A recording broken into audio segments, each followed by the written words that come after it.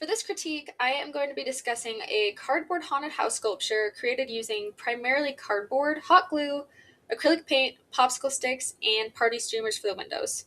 The piece presents as an old, mysterious house that still remains charming rather than frightening, which gives the impression that it has a story behind it. So, this piece is a small three dimensional sculpture of a two-story house.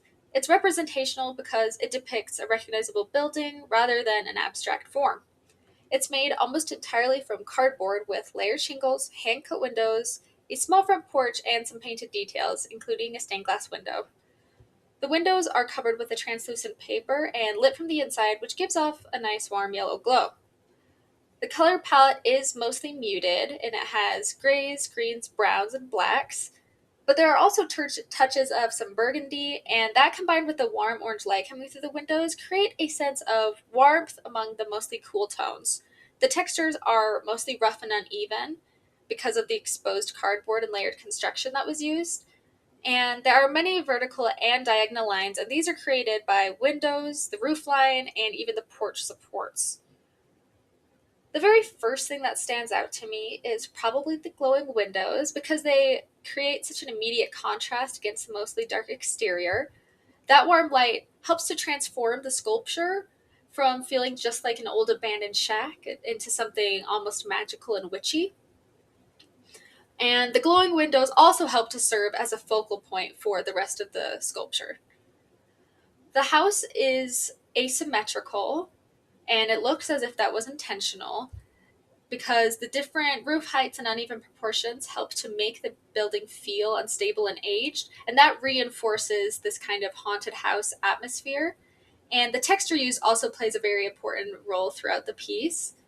Rather than hiding the cardboard completely, it feels like it was utilized and made to almost feel like it's mimicking the wood of an old house, and these rough surfaces help it to feel more aged and old and worn. The limited color palette also helps to create some unity. Most of the colors are dark and desaturated, and this helps the warm interior light to become a very strong emphasis and focal point.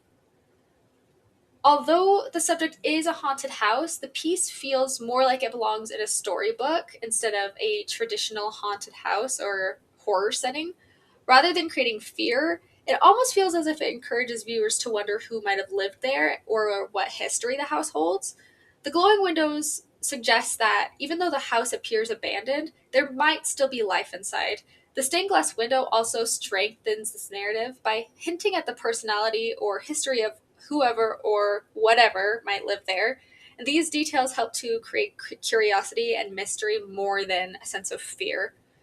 Um, the work also seems to reflect an interest in fantasy and imaginative storytelling rather than a focus on realism.